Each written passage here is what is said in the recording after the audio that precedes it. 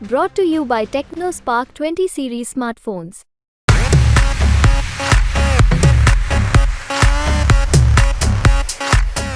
और जो लोग यूं कह रहे हैं कि भूपेंद्र सिंह हुड्डा चीफ मिनिस्टर बनेंगे, अरे बनने हम देंगे तो बनेंगे ना, नहीं कैसे बनेंगे? कोई बहम में ना रहे। भारतीय जनता पार्टी के अंदर परिवर्तन होगा।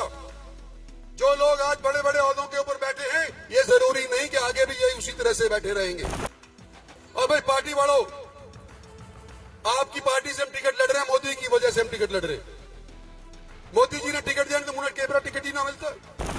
अगर मेरी आवाज के अंदर दम है तो आप लोग मेरे पीछे खड़े हो, नू जाकर के मेरी आवाज में दम है, नहीं तो मैं भी पुश हो लिया था।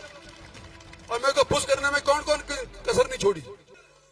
एक बात मैं क्लियर करना चाहता हूं कि 4 तारीख को जब धर्मवीर सिंह के पर्चे के भरने का टाइम आया तो मैं नहीं पहुंचा और भरम लोगों के अंदर डाल दिया कि इंद्रजीत सिंह तो बिरादरीवाद के अंदर फंस गया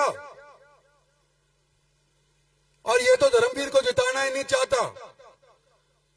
आज ऐलानिया मैं कहता हूं कि इसलिए आया हूं कि धर्मवीर को जिताने के लिए आया हूं। किसी भी सूरत के अंदर आपके सहयोग के बिना धर्मवीर नहीं जीत सकता। और मैं आपका अजीज हूं, साथियों, हम सफर रहा हूं। आपकी आवाज को मैंने बुलंद किया है। आज के दिन मैं आपको यूं कहता हूं कि अगर दान सिंह जीतता है तो वो चौधरी भूपेंद्र सिंह हुड्डा के साथ जाके मिल जाता है तो सारे राजी कि भाई अहीर की जाट से मीटिंग हो गई, बहुत बढ़िया बात। और अगर जाट मेरे साथ दे देता है धर्मवीर भी गलत, तो धर्मवीर मेरे साथ खड़ा रहा है कि नहीं खड़ा, ये बताओ मेरे को। तो जब धर्मवीर मेरे साथ खड़ा हो सकता है और दान सिंह हुड्डा के साथ खड़ा हो सकता है तो तुम्हारी वोट कहां जानी चाहिए? जब मैं पूछ रहा हूं तो आज मैं धर्मवीर सिंह को ये बात क्लियर करना चाहता हूं कि आपका वो आप अगर मेरे को टेलीफोन नहीं करते 3 की रात को तो मुझे तो मालूम ही नहीं था कि 4 तारीख को तुम पर्चा भर रहे हो। और हमारी पार्टी के बड़े बड़े नेता, हमारा प्रधान भी बैठा है यहाँ पे, हमारे पार्टी के और एक बड़े बड़े नेता हैं, एमपी भी रह लिए, शायद फिर हैं, बन गए। उनका जिम्मा है 10 की 10 लोकसभा सीट जिताने का। और उनको 3 दिन मिले थे कि इंद्रजीत सिंह को खबर करो कि 4 तारीख को धर्मवीर अपना पर्चा भर रहा है। और 3 दिन तक इंद्रजीत सिंह के कानों खबर नहीं लगने दी कि 4 तारीख को धर्मवीर पर्चा भरने लग रहा है। जिम्मेवार किसको ठहराऊंगा? धर्मवीर ने तो आखिर में यही पूछ लिया कि आ रहा है कि नहीं आ रहा सुबह। इसको पार्टी वाले नू कहें कि हमारी जिम्मेवारी है, इंद्रजीत सिंह को इतना हम कर देंगे। और फिर इतना ना करें तो किसकी जिम्मेवारी? भाई जिस पार्टी वाले ने किया उसकी जिम्मेवारी है और इस इलेक्शन के बाद उसकी मैं खबर लूंगा।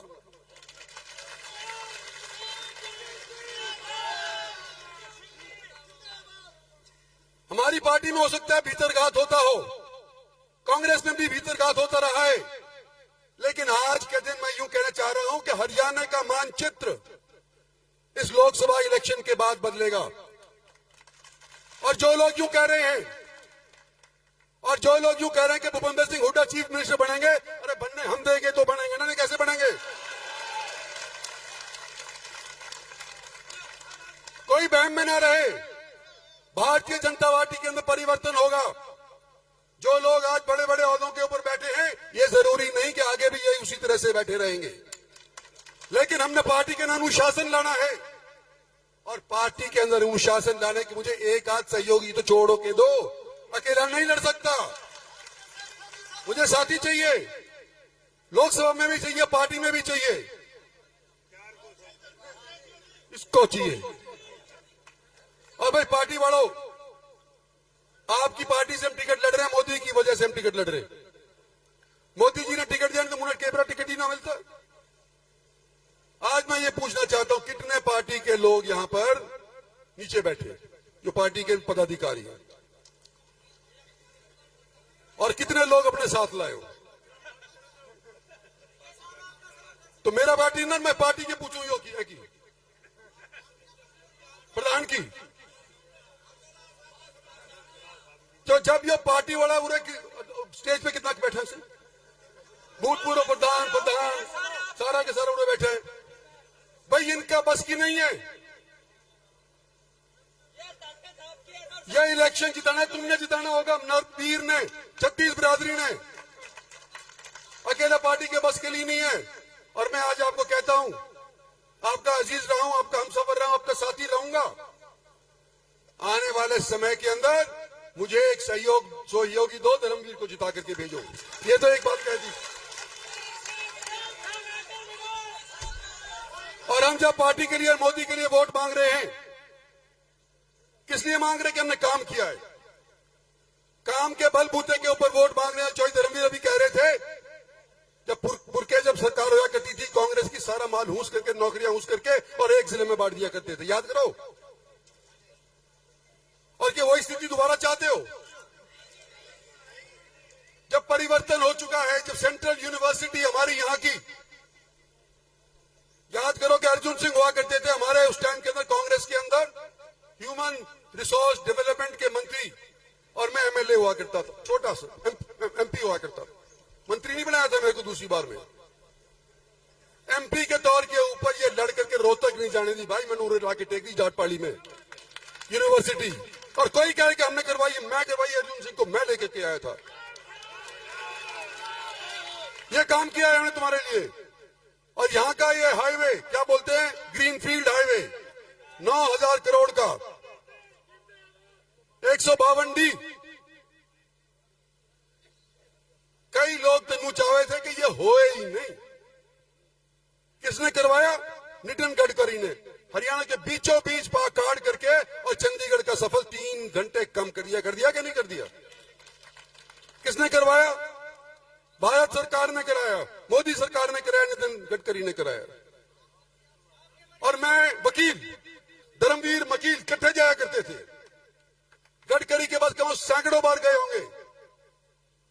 जब डेवलपमेंट नजर आने लग रही है,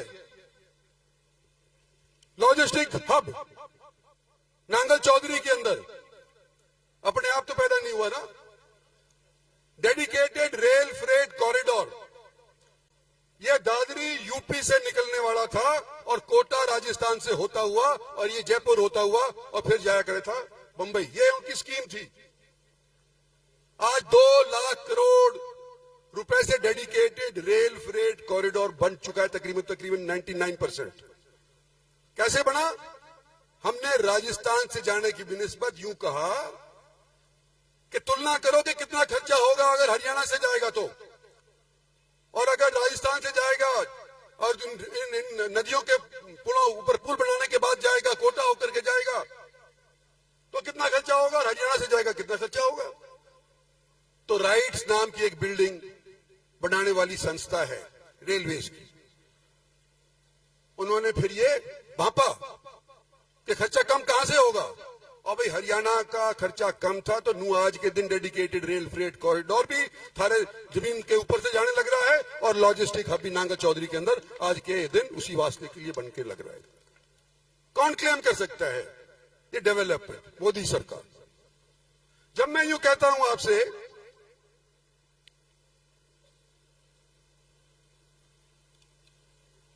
ये तो कही दी इन्होंने, पानी का इंक्रीज का बता दिया, धर्मवीर सिंह ने जी बता दिया, नारनौल महेंद्रगढ़ रोड का 4 लेन का बता दिया, ये उससे पहले अपने बनवारी लाल जी ने बता दिया कि एम्स तो अभी हाल ही के अंदर हुई है, वो सभी का फायदा होने लग रहा है। वो तो उस अमेज के अंदर तो मेरे दिल में खलिश है थोड़ी सी। एम्स बड़ी मुश्किल के बाद जब नटनिया नाट रहे थे कि हमारे साथ गलत फैसला करवा दिया, नहीं हो सकता एम्स, और उसके बावजूद लेकर के आए। कौन लेकर आया? आपका अजीज, आपकी ताकत, आपका सहयोग, छत्तीस बिरादरी का। अगर मेरी आवाज के अंदर दम है तो आप लोग मेरे पीछे खड़े हो, नू जाकर के मेरी आवाज में दम है, नहीं तो मैं भी पुश हो लिया था। और मेरे को पुश करने में कौन कौन कसर नहीं छोड़ी, सारे लग रहे थे। आज मैं कह रहा था मेरे दिल में खलिश है।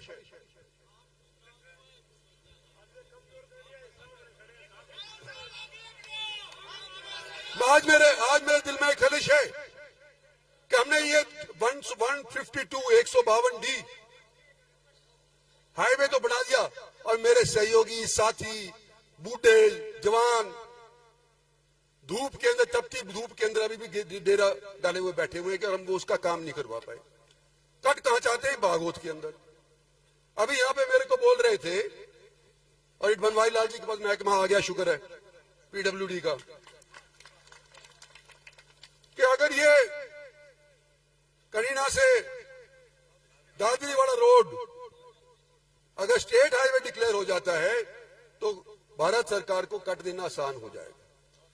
पता नहीं मुझे होगा कि नहीं होगा, आसान होगा कि नहीं होगा, लेकिन ये आसान कहते हैं कि हो जाएगा। ये धरने पे बैठे नहीं कह रहे हैं मेरे से।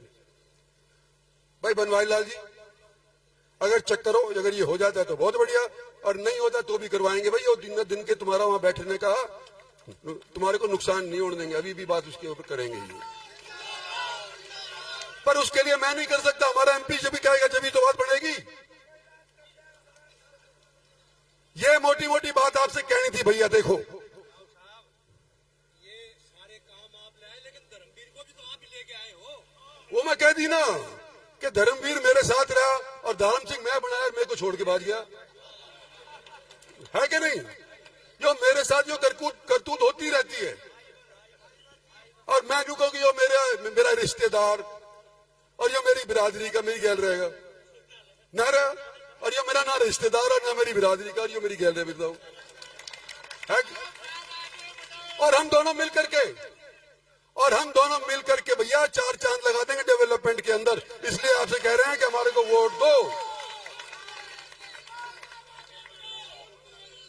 रही बात रिजर्वेशन की, डॉक्टर साहब पढ़े लिखे हैं, हमारे सबसे पढ़े लिखे ये डॉक्टर है, एमबीबीएस है। हम तो वकील हैं, लेकिन ये एमबीबीएस भी है और बिरानी के हैं। ये खुद कह रहे हैं कि रिजर्वेशन का ये शगुफा छोड़ा जा रहा है ताकि एससी कैटेगरी के ऊपर ये डोरे डाल करके और उनको अपने हथियार ले। भाई एससी तुम्हारे काम भी तो होंगे अगर डेवलपमेंट होगा। आज क्या चाहते हैं हम कि देश का 36 बिरादरी का डेवलपमेंट हो, इंफ्रास्ट्रक्चर बने, और जिस तरह से जिस रफ्तार से आज के दिन हमारी और आपका देश प्रोग्रेस कर रहा है, हो सकता है कि सन 47 के अंदर, यानी कि 2047 के अंदर जो 100 बरस पूरे हो जाएंगे आजादी के, तो उसके बाद भारत एक विकसित देश बन जाए। तो विकसित देश बनाने के लिए 10 साल तो तुमने दे दिए, 5 साल और मांग रहे हैं। 5 साल में किए जा रहे हैं, हाँ 5 ही तो साल मांग रहा है। तो भाई बनाओ मैंने, और मैं पीछे देखनी हो मत दियो, तू हम पीछे खड़े तेरे, आगे ना आगे धकेल दो, आगे जाने दो इसको। धन्यवाद और जय हिंद।